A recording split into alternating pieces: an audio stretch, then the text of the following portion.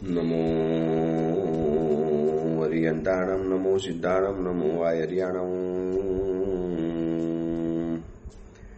નમો વજ્જાયાણમ, નમો લોહે સૌ વસાવણમ, એસો પંચ નમુકારો સૌ પાવપણાસણો,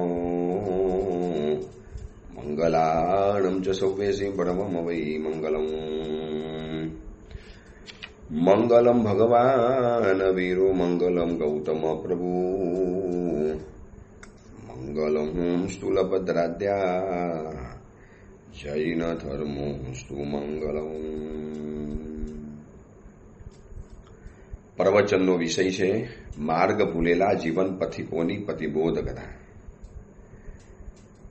આજથી 1245 વર્ષ પૂર્વે બનેલો 4 પ્રસ્તાવ અને 17,000 શ્લોકોની અંદરમાં ફેલાયેલો આ કુવલયમાલા નામનો ગ્રંથ પ્રત્યેક જીવાત્માને પરેશાન કરનારા 5 દોષોની જે ભયંકરતા બતાવે છે. આ 5 દોષોથી જગત પીડિત છે. આ 5 તકલીફોથી આખા જગતની અંદરમાં હાહાકાર મચેલો છે.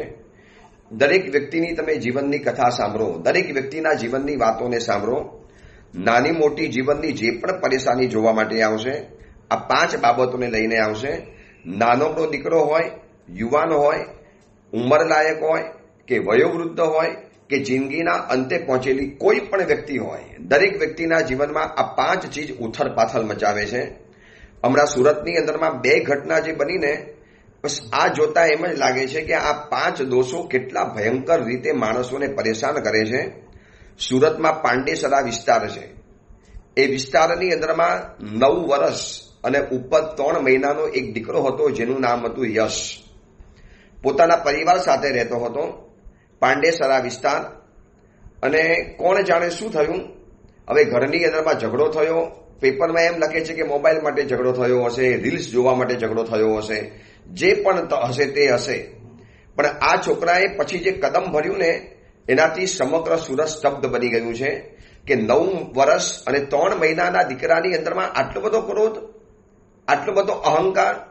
આ 5 દોષોની જે ભયંકરતા જોવા માટે મળે છે. ઝઘડો થયો હશે, પોતાના રૂમની અંદરમાં ગયો, દાદીજીને બહાર કાઢ્યા, દરવાજો બંધ કર્યો અને પંખા ઉપર ગળામાં ફાંસો લગાવીને આ 9 વર્ષના દીકરાએ આપઘાત કરી નાખ્યો, સુસાઇડ. હવે 9 વર્ષના દીકરાને આટલી ખબર પડે, આટલો બધો ક્રોધ ચડે. આપણે તો એને માસૂમ ઉંમર ગણીએ છીએ, કેટલી નાદાનિયત હોય, કેટલી નાની ઉંમર હોય. હવે આ દીકરાને આવી રીતે મરી જવાય, આવી રીતે ઘરે ફાંસો ખાવાય, આવી રીતે કરાય, આ બધું કોણ શીખવાડે છે? આ 5 દોષોની પરેશાની. ચલો આ તો નાનાની વાત થઈ. મોટા પણ પરેશાન છે. પતિ પત્ની હતા આજ સુરતના વિસ્તારના. અને આ જે રવિવાર આવશે આવતીકાલે, એની પહેલાનો જે આગલો રવિવાર ગયો ત્યારે આ ઘટના બનેલી હતી. રવિવારના શનિવારના દિવસે પતિએ કીધું કે આપણે ફરવા જવાનું છે, ઘણા વખતથી ફરવાની તારી ઈચ્છા છે. પત્ની વારંવાર આગ્રહ કરતી હતી કે ચલો ને ફરવા જઈએ, કંટાળો આવે છે. એટલે પતિએ કીધું કે આપણે આ રવિવારે ફરવા માટે જઈશું. ડેસ્ટિનેશન નક્કી કરી દીધા, બધું ફાઇનલ કરી દીધું. એમાં શનિવારથી ધોધમાર વરસાદ. સુરતમાં વરસાદ જે વરસી ગયો, પાણી ભરાઈ ગયા, બધું જ હરવા ફરવાનું બંધ થઈ ગયું. ઘરમાંથી બહાર ન નીકળી શકાય એવી હાલત હતી. એમાં પત્નીની જીદ, ચલો ને ફરવા જઈએ, જ્યાં પાણી નથી ત્યાં જઈએ, થોડું ઘરમાંથી બહાર નીકળીએ. તમે તો નક્કી કરેલું હતું. પતિ કે પણ અત્યારે ક્યાં જવાય એવું છે, તું જોતો ખરી કેવી રીતે જઈ શકાય? પણ એનો આગ્રહ, દુરાગ્રહ. પતિએ કીધું નથી જવાનું આ વખતે, બિલકુલ નહીં ફાવે, ચલ શાંતિ રાખી લે, આ વખતે ફરવાની વાત નહીં કરવાની. ખોટું લાગી ગયું હશે, અહંકાર ઘવાયો, ક્રોધ ચડી ગયો અને રૂમની અંદરમાં જઈને ફાંસો ખાઈ લીધો. પતિને આ ખબર પડી. અરે યાર, આવી બાબતની અંદરમાં પતિને પણ એટલો આઘાત લાગ્યો. એ પણ ડુમસના દરિયા કિનારાની અંદરમાં જઈ અને દરિયાની અંદરમાં જઈને એને પણ આપઘાત કરી નાખ્યો. આ બંને ઘટના જ્યારે સુરતમાં સામે આવી ત્યારે સુરતની જનતાની અંદરમાં એક સોપો પડી ગયો કે એ સબ ક્યાં હો રહા હૈ. બસ શું થઈ રહેલું છે એ તો ભગવાન મહાવીર પહેલેથી બતાવીને ગયા છે. ક્રોધ, માન, માયા, લોભ અને મોહ, આ 5 દોષોની પરેશાની જીવ માત્રને પરેશાન કરે છે. નાના મોટા પરિવાર હોય, નાના મોટા ઘર હોય, કોઈ પણ સંબંધ હોય, પતિ પત્નીનો, ભાઈનો, ભાઈ ભાભીનો, ગુરુ શિષ્યનો, વેપારી ગ્રાહકનો, સાસુ અને વહુનો કોઈ પણ સંબંધ લઈ આવો, રિલેશન જ્યાં પણ છે, જ્યાં પણ એક વ્યક્તિ જીવે છે ત્યાં આ 5 દોષોની પરેશાની જીવનમાં સહન કરવી પડે છે. અને એની જ વાત બતાવવા માટે આ ગ્રંથ બનાવ્યો છે ઉદ્યોતન સુરીશ્વરજી મહારાજાએ. 17,000 શ્લોકોની અંદરમાં આનો વિસ્તાર કરેલો છે. અને કથાના માધ્યમ દ્વારા આ 5 દોષોની પરેશાની જે લોકોને થયેલી હતી એ બધું જ બતાવવા દ્વારા આ કથાના માધ્યમ દ્વારા આપણને સત્ય હકીકત બતાવશે કે આ 5 દોષોથી બચો. કોઈ પણ હિસાબે એને કંટ્રોલ કરો, કોઈ પણ હિસાબે, કોઈ પણ રીતે તમે એને વશની અંદરમાં કરશો તો જ જિંદગી શાંતિથી જીવવા માટે મળશે. બસ એ જ વાતને આપણે કથા દ્વારા જાણવી છે. કથા ત્યાં સુધી પહોંચી છે કે અસલમાં કથા છે કુંવલય ચંદ્રની. એને સાગર દત્ત મુનિવરની પાસે લાવવામાં આવ્યા. સાગર દત્ત મુનિવરે આખી આ કથાની શરૂઆત કરી. અને સાગર દત્ત મુનિવરની કથાની અંદરમાં પુરંદર દત્ત રાજા, વાસવ મંત્રી એને વસંત ઋતુનું બાનું બતાવી અને એને ઉદ્યાનની અંદરમાં લાવવાની અંદરમાં આવ્યા. અને એમાં ધર્મનંદન સુરીશ્વરજીની સામે વાસવ દત્ત મંત્રી, રાજા વગેરે બેઠેલા છે.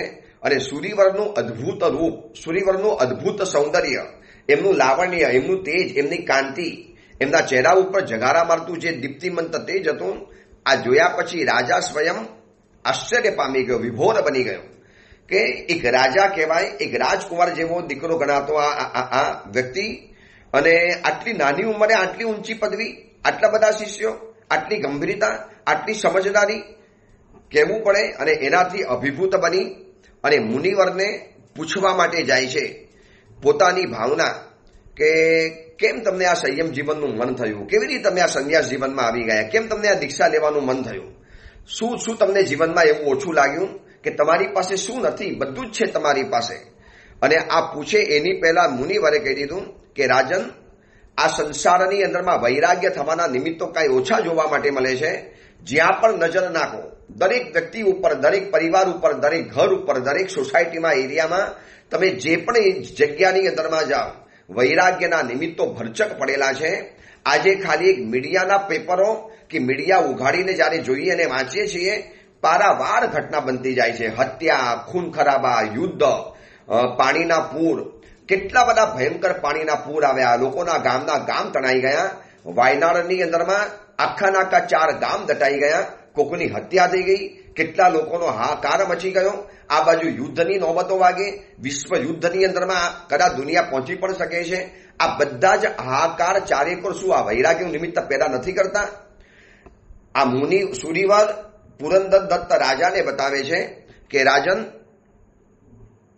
આ સંસારની અંદરમાં વૈરાગ્ય થવાના કારણો બહુ સુલભ છે. રૂપવાન પત્ની પામ્યા પછી પણ પરસ્ત્રી ગમન કરનારો કોઈ પુરુષ દેખાય, શું વૈરાગ્ય ન આવે? અઢળક શ્રીમંતાઈ મળ્યા પછી પણ અનીતિ કરવાનું મન થાય, શું આ જોઈને વૈરાગ્ય ન આવી શકે? પ્રેમાળ પરિવારને પામ્યા પછી પણ એ જ પરિવારને છોડી દેનારા, એ જ પરિવારથી દૂર ચાલી જનારા, કેટલાક વિચિત્ર સ્વભાવને ધારણ કરનારા વ્યક્તિઓ જોવા માટે મળે. શું રાજન વૈરાગ્ય ન આવે? ઉત્તમ માનવ ભવને પામ્યા પછી એની દુર્દશા, એની પરેશાની, ઉત્તમ માનવનો ભવમાં પામ્યા પછી પણ એની જે જિંદગી જોઈને શું વૈરાગ્ય ન આવી શકે? ભર યુવાનીમાં કોકનું મોત થાય છે, કેટલીક સ્ત્રીઓ ભર યુવાન અવસ્થાની અંદરમાં વૈધવ્ય પામે છે, કેટલાક બાળકો નાનકડી ઉંમરની અંદરમાં અનાથ બનતા જાય છે. ચારેકોર હાહાકાર, યુદ્ધ, તમાશા, ઝઘડા, બિન વફાદારી, દગો, ફડકા, માયા, પ્રપંચ. રાજન, આ બધું જ જો એક વખત આંખ ઉઘાડીને જોઈએ, બધું જ વૈરાગ્ય કરનારું બનતું જાય છે. રાજન, આ સંસારની અંદરમાં દરેક વ્યક્તિની સાથે કોઈક એવો પ્રસંગ બની જાય અને એનું હૃદય જાગી ઉઠે છે, સંસારનો મોહ ભંગ થઈ જાય. જે સંસારને સારો માનીને ગયેલા હતા અને પછી એક સરસ મજાની કોળ ભરી કન્યા હોય, એક નવ યુવક હોય જેના મનની અંદરમાં અનેરા મનોરથો હોય, લગ્ન કરીશું, સરસ મજાની પત્ની મળશે, સુખેથી સંસાર નિભાવી લઈશું, સુખે દુઃખે જિંદગી આગળ વધીશું અને સરસ મજાના એક આનંદની સાથે સંસારમાં જઈશું અને આગળ વધીશું. મેં હમણાં એક પુસ્તકની અંદરમાં સરસ મજાનું વાક્ય વાંચ્યું, સ્ત્રી કોને કહેવાય? દરેક પુરુષના મનના કલ્પનાના જગતની અંદરમાં આવી એક સ્ત્રી રમતી હોય કે સ્ત્રી કેવી મળવી જોઈએ, લગ્ન કરવા છે, સંસારમાં રહેવું છે, એક મેરેજ કરવા છે, એક પાત્ર સાથે મેરેજ કરવા છે, તો કેવા પ્રકારની સ્ત્રી હોવી જોઈએ? તો સરસ મજાનું વાક્ય લખેલું હતું કે તૂટેલા શર્ટના બટનથી લગાવી, તૂટી ગયેલા શર્ટના બટનથી લગાવી અને પુરુષના તૂટી ગયેલા આત્મવિશ્વાસને જે સાંધી શકે એનું નામ છે સ્ત્રી. પુરુષના શર્ટના તૂટી ગયેલા બટનને લગાવી, બટનથી લઈ અને એના તૂટી ગયેલા આત્મવિશ્વાસને સાંધી બતાવે, આને સ્ત્રી કહેવાય. આવી એક સ્ત્રી પાત્રની ઝંખના હતી. હું જ્યારે જીવનમાં હતાશ બની જાઉં, જીવનમાં નિરાશ બની જાઉં, જીવનમાં જ્યારે અંધકાર છવાઈ જાય, જ્યારે મારી આજુબાજુની અંદરમાં કોઈ ન હોય, ત્યારે આ પ્રેમાળ પત્ની એક સાથ બનીને આવે. શું કામ ચિંતા કરો છો? આપણા 4 હાથ છે કે નથી? આપણી 4 આંખ છે કે નથી? આપણા 4 પગ છે કે નથી? અરે દુનિયા બનાવી લઈશું, આપણે દુનિયાની અંદરમાં જીવી લઈશું, કોઈ ચિંતા નહીં કરો. પુરુષના તૂટેલા શર્ટના બટનથી લગાવી અને પુરુષના તૂટેલા આત્મવિશ્વાસને જે જોડી બતાવે, એને જે સાંધી બતાવે, પુરુષના તૂટી ગયેલા વિશ્વાસને, આત્મવિશ્વાસને ફરીવાર બેઠો કરવા જે તૈયાર થાય, આને નામ કહેવાય છે સ્ત્રી. અને આવું એક સ્ત્રી પાત્ર માણસ શોધે છે. સ્ત્રી પણ આવું જ એક પુરુષને શોધવા માટે તત્પર બનેલી છે કે પોતે જ્યારે હતાશ થયેલી હોય, મૂળમાં ન હોય, જ્યારે સંસારના માર પડેલા હોય, ત્યારે પુરુષ એને સાથ આપી અને બંને જણા આગળ નીકળી જાય. રાજન, આવી કલ્પના કરીને કેટલી વ્યક્તિઓ પોતાનો સંસાર ચલાવે છે, લગ્નના બંધનોની અંદરમાં બંધાય છે, પણ જ્યારે જિંદગીની અંદરમાં એક નવો અનુભવ થતો હોય છે, રાજન, આ 4 ગતિના સંસારની અંદરમાં વિષય સુખના સ્વાદની અંદરમાં મોહ પામેલા જીવો જે પાપો કરે છે અને એ પાપના કારણે જે નરક ગતિની અંદરમાં જવું પડે છે. રાજન, અમારા શાસ્ત્રોની અંદરમાં જે નરક ગતિની જે વેદનાઓ બતાવી છે, ક્ષેત્રથી ઉત્પન્ન થનારી વેદના, પરસ્પર ઝઘડીને ઉત્પન્ન કરેલી વેદના, પરમાધામીઓએ કરેલી વેદના, આવી 3 પ્રકારની વેદના નરકની અંદરમાં છે. તિર્યંજ ગતિ, મનુષ્ય ગતિ, દેવ ગતિ પણ કોઈ સુખની ગતિ નથી. એમાં પણ કાંઈક ને કાંઈક તકલીફો તો રહેવાની છે. રાજન, બસ આ સંસાર માત્રને એક વખત ખુલ્લી આંખે જોઈ લેવાની અંદરમાં આવે, વૈરાગ્ય થઈ જાય. આપના મનની અંદરમાં જે ભાવ રમે છે કે મને વૈરાગ્ય કેમ થયો, અને રાજાની આંખો આશ્ચર્યથી પહોળી થઈ ગઈ, પુરંદરદત્ત રાજાની, કે આ જ્ઞાની મુનિવર લાગે છે, એમને મારા મનના ભાવ ખબર પડી ગયા. મેં મનમાં જે વિચાર્યું હતું એ મુનિવર પોતે કહેવા માટે આવે, ચલો રાજન, તમારે જાણવું છે ને કે મારી પાસે આટલું બધું રૂપ છે, શરીરનું સૌષ્ઠવ છે, મારી પાસે આવી તાકાત છે, હું કદાચ એક કસાયનો તમને રાજકુંવર દેખાઉં છું, કદાચ તમને એમ થતું હશે આ તો અનેક રાણીઓનો પતિ બની શકે એમ છે, આ તો એક મોટા રાજ્યનો સ્વામી રાજા બની શકે એમ છે, છતાં પણ સંયમ જીવનના માર્ગે કેમ આવ્યા? બસ રાજન, મેં તમને કીધું ને, સંસારમાં ડગલે ને પગલે વૈરાગ્યના નિમિત્તો હાજરા હજુર છે. એકના એક દીકરાને પારી પોષીને તૈયાર કર્યો હોય અને એ દીકરા ઉપર માતા પિતાએ અપાર આશાઓ બાંધેલી હોય, અને એ જ દીકરો લગ્ન થયા પછી બિલકુલ બેશરમ બનીને, નફ્ફટ બનીને કહીને, પિતાજી આ ઘરમાં હવે આપણે ઝઘડા બહુ થાય છે, પિતાજી નથી ફાવતું, પિતાજી તમને એક અલગ ઘર દવાઈ લઉં છું, તમે લઈ લેજો ઘર, બસ તમે મમ્મી શાંતિથી જીવજો, પપ્પા લાગે તો 2 નોકર રાખી લેજો, બધી જ પૈસાની વ્યવસ્થા કરી રહીશ, પણ પપ્પા આપણે ઘરમાં શાંતિથી રહેવું છે. શાંતિથી રહેવા માટે પત્નીને નહીં કાઢે, શાંતિથી રહેવા માટે પરમ ઉપકારી પિતાજીને પોતાના ઘરમાંથી સારા શબ્દ દ્વારા રવાના કરી દેવાની અંદરમાં આવે. શું રાજન, આ વૈરાગ્યનું નિમિત્ત નથી? જ્યાં નજર નાખો ત્યાં વૈરાગ્ય છે. અગર વૈરાગ્ય પ્રાપ્ત કરવો છે તો આ પ્રવચન સાંભળનારાને પણ કહું છું, આજુબાજુની અંદરમાં નજર નાખી લો.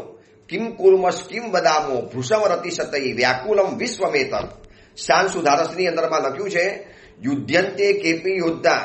કેટલાક યુદ્ધ કરે છે, કેટલાક મારામારી કરે છે, કેટલાક ગદ્દારી કરે છે, કેટલાક ચોરી કરે છે, કેટલાક અનીતિ કરે છે, કેટલાક વર્ષોના પ્રેમ ભર્યા સંબંધોની સાથે દગાબાજી કરી અને છોડીને ચાલી જાય, કેટલાક વર્ષોના સંબંધોને એક કાચા શબ્દોના મારના કારણે તોડીને ચાલ્યા જાય, અને માણસ બિલકુલ મૂંઝવણ અવસ્થાની અંદરમાં આવીને પડી જાય છે. શું આ વૈરાગ્યના નિમિત્ત નથી રાજન? રાજાને વૈરાગ્યની જ્યારે વાતો બતાવે છે, છતાં પણ મુનિવર પોતાની કથા બતાવે છે, જીવન કથા.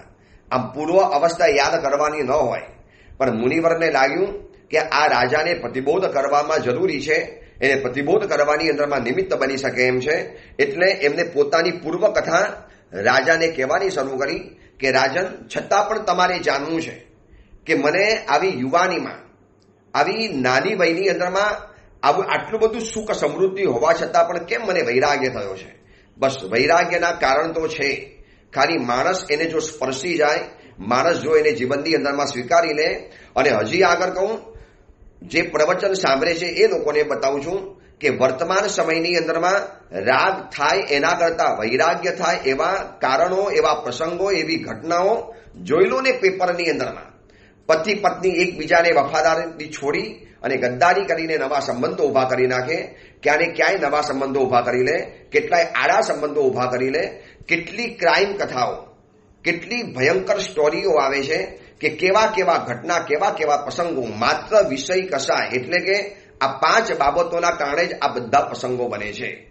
કદાચ એ પ્રસંગોને જો કહેવા માટે જઈએ ને તો આમ પ્રવચનની અંદરમાં રોજની 10 કથાઓ કહેવી પડે. એટલી બધી ઘટનાઓ, એટલા બધા પારાવાર પ્રસંગો આ સંસારમાં ડગલે પગલે બનતા જાય.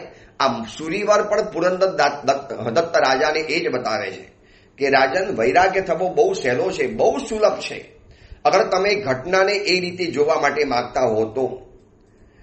અને મુનિવરે પોતાની કથા કહેવાની શરૂ કરી કે રાજન, હું પણ એક રાજકુમાર હતો. અદ્ભુત રૂપ મને જન્મથી મળેલું હતું. આજે આપ મને જે જોવો છો એના કરતાં અનેક ગણું સૌંદર્ય મારી પાસે રહેલું હતું. હું જ્યારે યુવાન થયેલો હતો અને બજારમાંથી જ્યારે પસાર થઉં, નગરના રાજમાર્ગ ઉપરથી પસાર થઉં, અને મને જોવા માટે સ્ત્રીઓ તો ઠીક છે, પુરુષો પણ મારી પાછળ પાછળ પાગલ બની જાય. એટલો બધો લોકોનો પ્રેમ, એટલી બધી લોકોની ચાહના, એટલી બધી લોકોનો વિશ્વાસ મને મળેલો હતો. સારામાં સારી શ્રેષ્ઠી કન્યાઓ, અબજોપતિની શ્રેષ્ઠી કન્યાઓ, ઉત્તમ કુલની અંદરમાં જન્મેલી રાજકુમારીઓ મારી સાથે લગ્ન કરવા માટે પડાપડી કરતી હતી. પણ મેં નક્કી કરેલું કે પત્ની તો એક જ રાખવાની અને એને ભરચક પ્રેમ કરીશ, ભરચક પ્રેમ. મેં પણ રાજન મનની અંદરમાં એક યુવકના મનમાં જેવા પણ સપના હોય, એક યુવકના મનની અંદરમાં જેવા અરમાન હોય, એક યુવકના મનની અંદરમાં જેવી ઉમંગની લહેરીઓ ઉઠતી હોય, એક યુવકના મનની અંદરમાં જેવી સંવેદનાની સિતાર બજતી હોય, બસ એવા જ બધા મને ભાવ થતા હતા. એક એવી કન્યા જેને હું દિલ ફાડીને પ્રેમ કરીશ, મારું સર્વસ્વ એને આપી દઈશ, જિંદગીના બધા જ સુખ એના ચરણોની અંદરમાં મૂકી દઈશ. અને એવી એક ઉત્તમ રાજકુમારી સાથે અનેકવિધ રાજકુમારીઓ, કેટલી કન્યાઓ કે બસ અમારે તમારી પત્ની બનવું છે, જીવનમાં સ્થાન આપો. પણ હું જે તેને સ્થાન નહોતો આપતો. મેં એક રાજકન્યા સાથે લગ્ન કર્યા, એને અપરંપાર દિલ ઠાલવીને પ્રેમ કર્યો, આસમાન ભરાઈ જાય એટલો બધો પ્રેમ કર્યો. પણ રાજન, કહેવાય છે ને આ સંસાર છે, કયા સમયની અંદરમાં શું બની જાય એ આ સંસારમાં કશું જ નથી કહેવાતું. 5 દોષોને વશ થયેલા જીવો કયા સમયની અંદરમાં શું કરી બેસે છે કોઈ જ ખબર નથી પડતી. અને રાજન, એક દિવસ એવું બન્યું કે જેને મેં દિલ ઠાલવીને પ્રેમ કરેલો, દિલ નીચોવીને પ્રેમ કર્યો, જેના માટે મેં કશું જ કરવા બાકી નથી રાખ્યું. કદાચ લાખો માણસોને પ્રેમ આપો અને બધો જ પ્રેમ ભેગો કરીને તમે એક વ્યક્તિને આપો, એટલો બધો પ્રેમ મેં મારી રાણીને કર્યો, મારી પત્નીને કર્યો. છતાં પણ કોઈક એવો ગાયક એના જીવનની અંદરમાં આવ્યો. અમારા રાજ્યની અંદરમાં એક ગાયક આવ્યો, સંગીતકાર, સાવ કુબળો હતો, પણ એનો અવાજ મધુર અવાજ. કદાચ દેવલોકની અંદરમાં પણ આવો ગંધર્વ ગાયક નહીં હોય, એટલો અદ્ભુત અવાજ. અને આ અવાજવાળા આ કુબડાના પ્રેમની અંદરમાં મારી રાણી પડી ગઈ. મને ખબર નથી પડી, એને મારો પ્રેમ ઓછો લાગ્યો. આટલો બધો પ્રેમ આપ્યો છતાં પણ એને કોઈક બીજાનો પ્રેમની જરૂરિયાત પડી. ચલો, ત્યાં સુધી તો વાત બરોબર હતી. પરંતુ એક દિવસ ઉદ્યાનમાં જ્યારે ફરવા માટે ગયા, એને મને શરાબ પીવડાવી, એટલો બધો શરાબ પીવડાવ્યો, એટલો બધો દારૂ પીવડાવ્યો, હું બેહોશ થઈ ગયો. અને એક કુબડા અને મારી રાણીએ બધે ભેગા થઈ મારા હાથ પગ બાંધી અને મને સરોવરની અંદરમાં ફેંકી દીધો કે આપોઆપ આ મરી જવાનો, ગુજરી જવાનો, એમાં આપણને કશો વાંધો નહીં આવે. અને મારી રાણી આ કુબડાની સાથે ભાગી છૂટી, જેને મેં દિલ ઠાલવીને પ્રેમ કરેલો, જેને મેં અનેક કન્યાઓમાંથી શોધીને પસંદ કરેલી હતી. દુનિયાની શ્રેષ્ઠ રાજપુત્રીઓ મારા ચરણોની અંદરમાં બેસવા તૈયાર હતી, છતાં પણ મેં એને મારા હૃદયના સિંહાસન ઉપર બેસાડેલી હતી. અને મને આ કરીને ગઈ, પાણીની અંદરમાં પડ્યો, પાણી મોઢાની અંદરમાં ગયો. નસીબ વસાત મારું ભાગ્ય સારું હશે કે ઉલટી થઈ અને એની સાથે સાથે બધો જ દારૂ નીકળી ગયો. હું હોશની અંદરમાં આવ્યો, ભાનની અંદરમાં આવ્યો. અને મને આખી ઘટના જ્યારે સ્મરણ પટ ઉપર આવી અને મારા હૃદયની અંદરમાં તિરસ્કાર છવાઈ ગયો. સંસાર દરેક વ્યક્તિઓ માટે, આ સંસાર આટલો બધો દગો, આટલો બધો વિશ્વાસઘાત, જેને મેં દિલ ઠાલવીને પ્રેમ કર્યો, આસમાન ભરીને પ્રેમ કર્યો, અને એ વ્યક્તિ કોઈ અન્યને ચાહે છે. શું આ સંસારની અંદરમાં પ્રેમની આટલી જ કિંમત છે? આપણે આ મનુષ્યના ભાવને કોકની ઉપર લૂંટાવી લેવા તૈયાર છીએ, અને એ વ્યક્તિ કોઈ બીજાના ચાહતી હોય છે. ક્યાં ભરોસો કરવાનો, કોની ઉપર વિશ્વાસ કરવાનો, ક્યાં જઈને આપણે આ બાબતોને બતાવવાની? મને એટલો બધો નફરત થઈ ગઈ, મને એમ થયું કે હું પણ આપઘાત કરી નાખું. રાજા હતો, વરિષ્ઠ હતો, બંધનો તો તોડી નાખ્યા, અને સરોવરના કિનારે જઈને દૂર દૂર દૂર તણાઈને પહોંચેલો હતો, અને જગ્યાની અંદરમાં જઈ એમ લાગ્યું કે બસ હવે આપઘાત કરી નાખું. એક વ્યક્તિ જ્યારે આઘાત આપે છે ત્યારે આપઘાત કરવાનું મન થતું હોય છે. નથી જીવવું આ સંસારની અંદરમાં. કોનો પ્રેમ પ્રાપ્ત કરવાનો, કોની ઉપર વિશ્વાસ રાખવાનો, કોની સાથે આપણે પ્રેમ ગોષ્ઠી કરવાની, જ્યાં દરેક જગ્યાની અંદરમાં આવો ફટકો મળતો હોય. અને એ સમયની અંદરમાં એક મુનિવરના મને દર્શન થયા. હૃદય તો બરજું જતું હતું, મરવાનો વિચાર કરતો હતો, અને જ્ઞાની મુનિવર હતા. મારા મનના ભાવને જાણી ગયા કે દોસ્ત, મરવાથી આયુષ્ય મરી જશે, સંસાર શરીર મરી જશે, તારો સંસાર સમાપ્ત થશે, પણ કર્મ સમાપ્ત નહીં થાય. આવનારા ભવની અંદરમાં આ જ કર્મ તને ફોલો કરતા જવાનું, તારી પાછળ આવવાનું. જ્યાં હશો ત્યાં તમારી પાછળ આવી અને પોતાનો પરચો અને પ્રભાવ બતાવી દેવાનો. મરવું છે તો કર્મોને બારીને મરો ને, એમનેમ કેમ મરી જાઓ છો? અને મુનિવરનો પ્રેમ ભરી વાતો, મુનિવરની સંસારની વાસ્તવિકતાને બતાવનારી કડવી વાતો મેં મુનિવરને કીધું, ગુરુદેવ આવું સંસારમાં હોઈ શકે? ગુરુદેવે કીધું કે અમારા ભગવાન કહીને ગયા છે કે અનિત્યાની શરીરાણી. આ સંસારની અંદરમાં બધું જ અનિત્ય છે, બધું જ અસરણ છે. 12 ભાવનાઓની જે વાતો બતાવી, હૃદય મારું શાંત થયું, હૃદય મારું સ્વસ્થ થયું, બળતું જળતું હૃદય શાંત બની ગયું, અને મેં ગુરુદેવના ચરણોની અંદરમાં સંયમ જીવનનો સ્વીકાર કર્યો.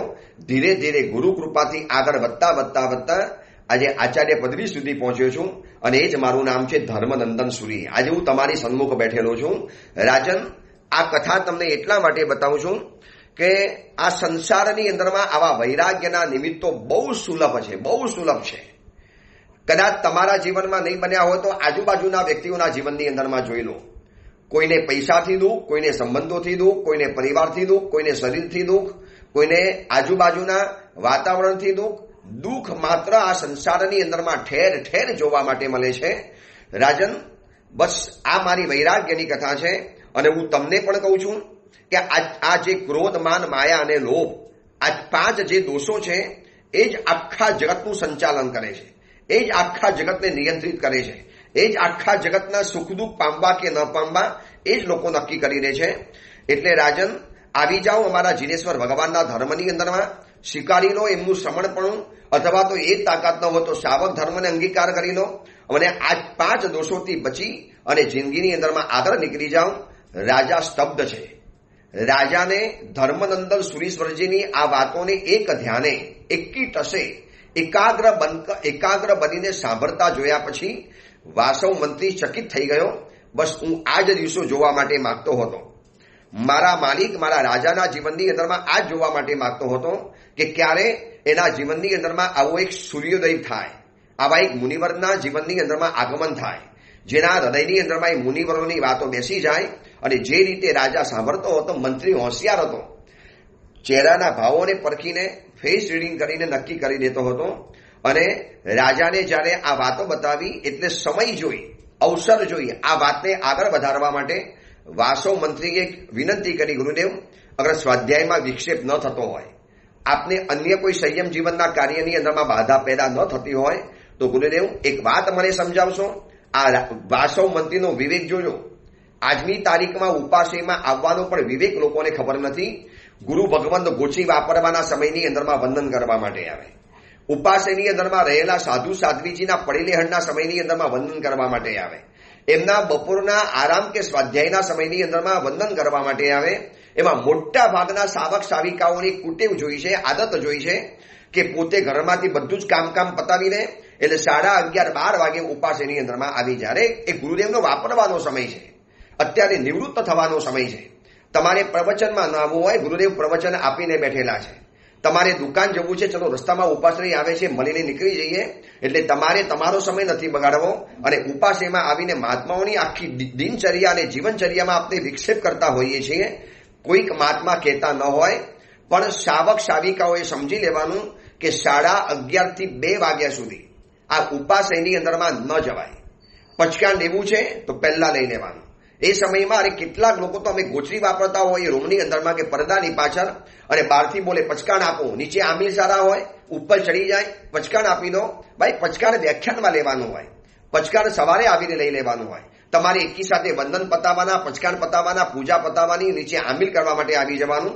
એક ધક્કામાં તમારે બધું કામ પતાવી દેવાનું હોય. આ વિવેક નથી. આ પ્રવચન જે સાંભળે છે બધાને સમજાવી દઉં છું કે 11:30 થી 2 વાગ્યા સુધી ઉપાસેમાં નો એન્ટ્રી. હું તો જ્યાં ચાતુર્માસ છું, જ્યાં હોઉં છું, આ વખતે કેનાલોર સંઘની અંદરમાં ચાતુર્માસ છે. તમે ઉપાસેમાં આવીને બોર્ડ વાંચી લેજો. નીચે મોટું બોર્ડ લગાવી દીધું છે. સવારે 11:30 થી લગાવી અને 2:30 વાગ્યા સુધી ઉપાસેમાં નો એન્ટ્રી. બહારથી પણ જે લોકો વંદન કરવા માટે આવે એમને પણ આ સમય સમજી લેવાનો. એ સમયમાં અમારે આવતીકાલના પ્રવચનો તૈયાર કરવાના. સંઘમાં જે પ્રવચનો હોય એની તૈયારી કરવાની. થોડું ઘણું અમારું બીજું વાંચન કરી લેવાનું, પડી લેહણ કરવાનું, ગોચરી પાણી કરવાની, ક્યારેક થાકેલા શરીરને આરામ વગેરે કરવાનો હોય, ક્યારેક શિષ્યોની સાથે પાઠચીત કરવાનું હોય, વાતચીત કરવાની હોય. આ બધો સમય સાધુની અંગત સાધનાનો સમય છે. તમે તમારા કામને ડિસ્ટર્બ ન કરવા માટે, એટલે 12 વાગે આમિલ કરવા માટે આવે ને એટલે ઉપર ચડી જાય, ગુરુદેવ પચકાણ આપજો ને. અરે ભાઈ મહાત્મા ગોચરી પાણી વાપરે છે, તમે આટલા બધા ડિસ્ટર્બ કરી શકો મહાત્માને? વાસવ મંત્રીની વિનંતીને ધ્યાનથી સુનજો. સાહેબ, આપને સંયમ જીવનમાં વ્યાક્ષેપ ન પડતો હોય, કોઈ પણ અંદરમાં અંતરાય ન આવતો હોય, આપની દિનચર્યાની અંદરમાં જો કોઈ બાધ ન થતો હોય તો ગુરુદેવ એક જાણવું છે. આપ જે વારંવાર કહો છો ને આ 5 દોષ, ક્રોધ, માન, માયા, લોભ, આ 4 દોષોને નિયંત્રિત કરવાના. એ સંસારના દુઃખ સમુદ્રનું કારણ છે. એનાથી જ આખો સંસાર ઉભો થયો છે. એનાથી જ આખી સંસારની આ જડ ઊભી થઈ છે. એનાથી જ આખી આ સંસારની માયાજાલ રચાઈ છે. તો ગુરુદેવ અગર આપ કૃપા કરો, આપની પાસે સમય હોય, અનુકૂળતા હોય તો આ 5 દોષો ઉપર વિસ્તારથી જાણવું છે ગુરુદેવ. બસ આ 5 દોષોને વિસ્તારથી બતાવો. અને રાજાને પણ જાણવું તો હતું પણ કહી નતા શકતા. જ્યારે આ વારંવાર ક્રોધ, માન, માયા, લોભની જ્યારે વાતો બતાવી, ગુરુદેવ અગર શક્તિ હોય, અનુકૂળતા હોય, આપની સમયની અનુકૂળતા હોય, અન્ય કોઈ યોગોમાં વ્યાક્ષેપ કે અંતરાય ન પડતો હોય તો દ્રષ્ટાંત સાથે વિસ્તારપૂર્વક અમને આ 5 દોષોની સમજણ આપો. અને ધર્મનંદન સુરેશ્વરજી મહારાજા, આચાર્ય ભગવંતો, મુનિ ભગવંતોનું, પ્રવચનકારોનું આ જ કામ હોય. શિષ્ય વગેરે હોય, અન્ય કાર્યો કરી દે, પણ એમનો તો પ્રતિબોધ અને દેશના આપવાનું જ કામ હોય. એમનું તો કામ પ્રતિબોધ કરવાનું હોય. અને ધર્મનંદન સુરેશ્વરજીએ સરસ મજાની વાત શરૂ કરી કે જાણો, તમારે સાંભળવું છે ને, ક્રોધ, માન, માયા, લોભ, આ 4 કસાય કહેવાય છે. અનિયંત્રિત આ 4 કસાયો સમગ્ર સંસારની અંદરમાં તોફાન અને હાહાકાર મચાવી શકે છે. જેટલી પણ વ્યક્તિઓનું જિંદગી ઢોરાઈ ગઈ હોય, જિંદગી કલંકિત બની હોય, એના જિંદગીની અંદરમાં કાંઈ પણ તોફાન અને ઉથલ પાથલ મચેલી હોય, એના જિંદગીની અંદરમાં જે વાવાઝોડું આવ્યું હોય, એના જિંદગીના જંગલની અંદરમાં જે વાવાઝોડું આવે અને સુખના વૃક્ષો જે ઢળી પડેલા હોય, એ બધાની પાછળ આ 5 દોષો કારણભૂત હોઈ શકે છે. એમાં સૌથી પ્રથમ આવે છે ક્રોધાગ્નિ, ક્રોધ કસાય. હું તમને પહેલા ક્રોધ કસાય માટે સમજાવું છું. એટલે ધર્મનંદન સુરેશ્વરજી, પુરંદર દત્ત રાજા, વાસવ મંત્રીની વિનંતીથી વિસ્તારપૂર્વક 5 દોષોની આ બાબતને એક દોષોની કથાની સાથે બતાવશે. એટલે કથા ચાલી હતી કુંવલે ચંદ્રની. એ સાગર દત્ત મુનિવર પાસે પહોંચ્યા. સાગર દત્ત મુનિવરે વરી પાછી નવી કથા શરૂ કરી. હવે ધર્મનંદન સુરેશ્વરજી વરી કથાની અંદરમાં એકની વરી પાછી અવાંતર કથા બતાવશે. કથામાંથી કથા આવી, હવે એની પાછી કથા આવશે. બસ આ કથાના તંતુને જાળવી રાખજો. અને મુનિવરે શરૂઆત કરી કે આ ક્રોધ કસાય, પહેલા ક્રોધની તમને વાતો બતાવી દઉં અને પછી એક દ્રષ્ટાંત બતાવું.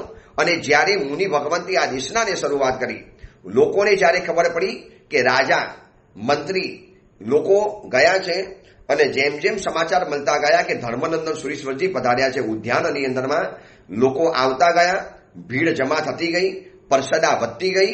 લોકો એક તન બનીને, એક તાણ બનીને આચાર્ય ભગવંતનો મધુર રણકાબદ્ધ અવાજ, ઘેઘૂર અને ઘૂંટાયેલો અવાજ, બુલંદ અવાજ અને જંગલનું નિસ્તબ્ધ વાતાવરણ અને કુટીમ ઉપર બેઠેલા આખી સભા એકી ટસે આ 5 દોષોની વાતોને જાણે છે. એમાં આચાર્ય ભગવંતે કીધું કે મહાનુભાવો સાંભળો, સૌથી પહેલા હું તમને ક્રોધ કસાયનો પરિચય કરાવી દઉં છું. આ જ ક્રોધ છે જેને સંસારની અંદરમાં આગ ફેલાવી છે. ક્રોધ અગ્નિ ઘર ઘર જલે, જલે સકલ સંસાર. આ ક્રોધનો અગ્નિ ઘર ઘરની અંદરમાં ગયો છે અને આખો સંસાર આ ક્રોધની અગ્નિથી ભડકે બને છે. તો પહેલા તમને ક્રોધનું સ્વરૂપ બતાવી દઉં. અને રાજન, આ જ સભાની અંદરમાં એક વ્યક્તિ એવો બેઠેલો છે, હું તમને પછી બતાવીશ કે જેને ક્રોધના કટુ વિપાકોને પોતાના જીવનમાં અનુભવ્યા છે અને એના કારણે આખો એનો સુખી સંસાર સળગીને ભસ્મ બની ગયો, રાખ બની ગયો છે સંસાર. રાજન, ધ્યાનથી સાંભળજો. મુનિ ભગવંતે પહેલા ક્રોધાદિનું સ્વરૂપ બતાવવામાં શરૂ કર્યું છે. એમાં બતાવ્યું છે કે ક્રોધ એ માનવીની અશક્તિ, અસહિષ્ણુતા અને અજ્ઞાનનું પ્રતીક છે. રાજન, જે વ્યક્તિ ક્રોધ કરે છે તો માની લેવાનું કદાચ અશક્તિના કારણે, અશક્તિ એટલે ધીરજ નથી રહેતી, કોઈના કડવા શબ્દો સાંભળ્યા, કોઈના 2 કડવા વચનો સાંભળ્યા અને એનાથી છે ને સહન નથી થતું, અશક્તિ છે એટલે તરત જ તૂટી પડવાનું. અસહિષ્ણુતા એટલી બધી છે કે 2 કડવા શબ્દને સાંભળી નથી શકતો. હવે કોકે 2 કડવા વચન કહી દીધા, એમાં શું મોટું થઈ ગયું? સાંભળી લેવાતા, જાણી લેવાતા, ઠીક છે, કોઈ બોલી જાય પણ એ સહન નથી કરી શકતો. કેમ? કારણ કે ક્રોધ અશક્તિ, અસહિષ્ણુતા અને અજ્ઞાનનું પ્રતીક છે. અજ્ઞાની પુરુષો ક્રોધ વધારે કરવાના. મુનિ ભગવંત સુરીવર ધર્મનંદન સુરીશ્વરજી ક્રોધાદી કસાયોનું સ્વરૂપ બતાવે છે, ક્રોધાદી કસાયોની વાતો બતાવે છે. આપણે પણ વિસ્તારથી જાણવી છે. આચાર્ય ભગવંત જે વાતો બતાવશે એને આપણે વિસ્તારથી જાણીશું. કારણ કે આ જ આપણી પરેશાની છે, આ જ આપણી પીડા છે, આ જ આપણું દર્દ છે, આ જ આપણી વેદના છે, આ જ આપણા જિંદગીનો સૌથી મોટો શત્રુ અને ચોર છે. આ જ આપણી જિંદગીની સુખ ચેનને ચોરી જનારો ચોર છે. એ ક્રોધને આપણે શાંતિથી વિચારીશું. મુનિ ભગવંતે જે વાત બતાવી, અત્યારે આપણે એટલી વાત યાદ રાખીએ કે ક્રોધ એ અશક્તિ, અસહિષ્ણુતા અને અજ્ઞાનનું પ્રતીક છે. એટલા માટે કહું છું કે આ પ્રવચનોમાં વધુને વધુ લોકોને જોડો. આપણી જીવનની કથા ચાલે છે, આપણી જ આ જીવનની વાતો અંદરમાં ચાલે છે. કયું ઘર એવું બાકી હશે કે જેના ઘરની અંદરમાં ક્રોધવાળો કોઈ વ્યક્તિ નહીં હોય, ક્રોધિષ્ઠ કોઈ વ્યક્તિ નહીં હોય? આવતીકાલે પણ મારી જે શિબિર છે કેનાલ રોડ સંઘની અંદરમાં, એમાં પણ સબ્જેક્ટ આ જ છે, એંગર મેનેજમેન્ટ. ક્રોધને કેવી રીતે વશ કરવો, કેવી રીતે કાબુમાં કરવો. મારી સાથે, બધાની સાથે આ ક્રોધ કંઈ ને કંઈ અડપલા કરી જાય, કંઈ ને કંઈ આપણે પરેશાન કરી જાય. ચલો, એ મુનિવરની વાતોની સાથે સાથે આપણે આ બાબતોને જાણતા જઈશું. એ જ મંગલ કામના, મંગલ ભાવના. જેના આજ્ઞા વિરુદ્ધ કાંઈ પણ બોલાયું હોય તો મિચ્છામિ દુક્કડમ.